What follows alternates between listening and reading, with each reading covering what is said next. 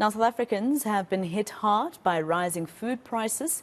To add to the woes, inflation increased to 7.1% in 7% rather in February, and then 7.1% in March. That's from 6.9% in January. Stats SA released the latest consumer price index data this morning.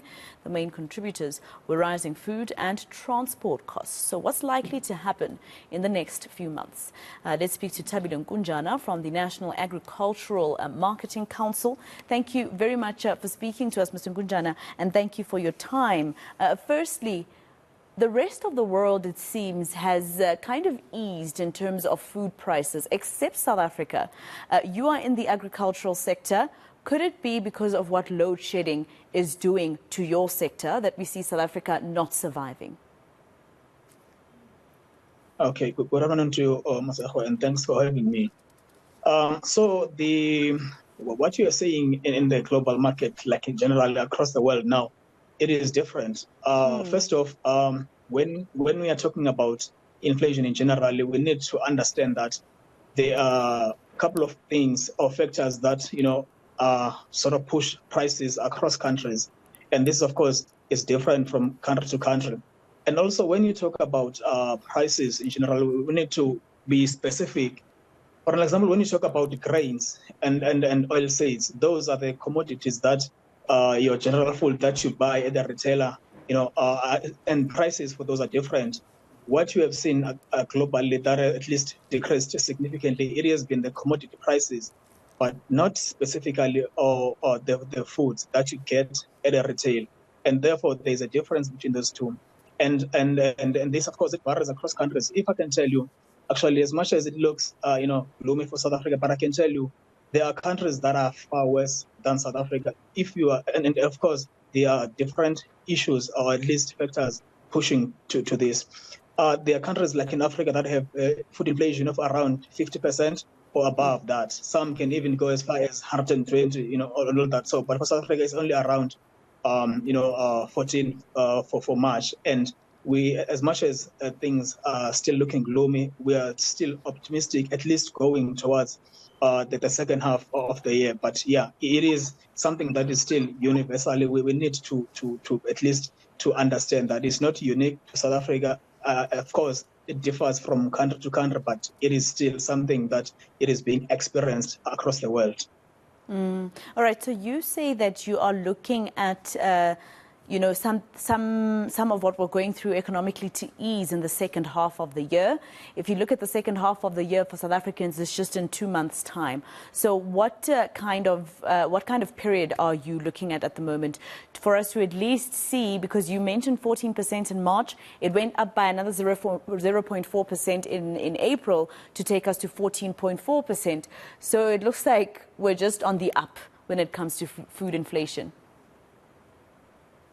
I think another thing that we would tend to, at least we did not pay too much attention to, it was last year when a lot of countries were experiencing a significant, or at least a rapid rise in consumer in inflation generally. In South Africa, it was still okay, or not necessarily okay, but it was still much better compared to those other countries. So it's only like began to escalate towards the end of the year, and then coming to this year. And then, of course, there are a number of factors that are sort of edging to this.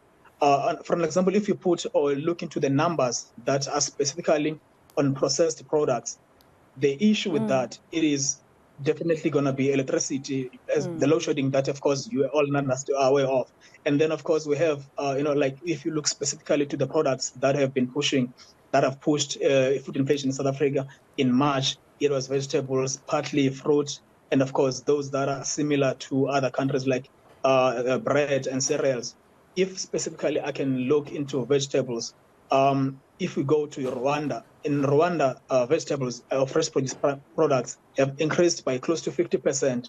And in South Africa, that was 20%. And then you go to countries like Egypt, the same thing has been observed. You go to United Kingdom, and numbers of inflation there, they've increased by over 30%.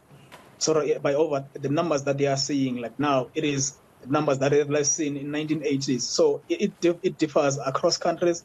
But yes, I'm saying we should be at least going to the second half of the year. These things should be at least going, a bit down, particularly for the vegetable products, as we have seen from the data that was released for March from the first produce markets. Numbers there are looking much better compared to what we have seen in January and in February. But of course, there are still issues like around the load shedding that you are mentioning in, which also talks to what we also produce, because a lot of our products in South Africa, they are produced under irrigation. And therefore, when there's load shedding, it means then those irrigation processes are going to be sort of impacted by this. And then we have issues with the fuel that is still anticipated to go up a little bit. So those are some of the issues that are going to continue being a problem, at least in the short term. But there's still a bit of optimistic, especially if the economic part of things will get better.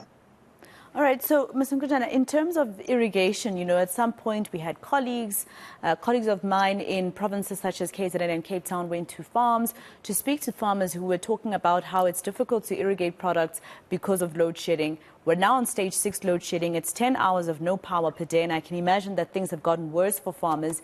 Does this also then contribute to the food prices or the food inflation that we've seen, looking at how internationally it means that farmers who are supposed to be taking their products to their international clients are taking much longer because for 10 hours in a day they aren't able to produce? So the irrigation issue, it is partly what has caused to a number of horticultural products, to the production to decrease later last year, because load shedding intensified, particularly the second half of the year and then going towards the end of the year. So it was an issue. And now, like now, as we are talking, we are going to winter, meaning we're going to have likely have a more intense, load shedding and all that.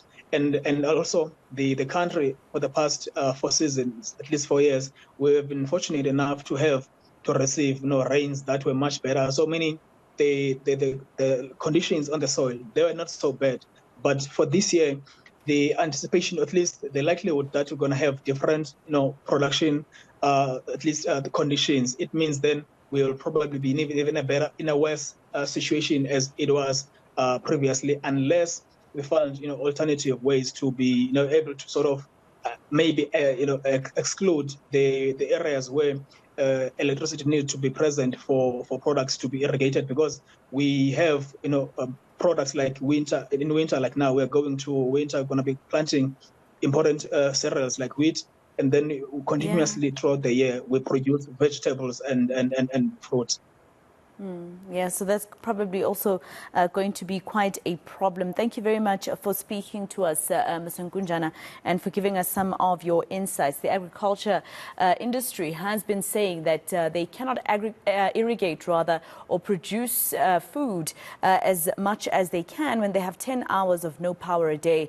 And you might remember that at 5 a.m. this morning, we were told by Eskom that the country would stay on stage 6 load shedding indefinitely. We were previously on stage 5. Between 5 a.m. and 4 p.m. and then stage 6 between 4 p.m. and 5 a.m. But now we're on stage 6 heading to the weekend, and it's not even winter yet.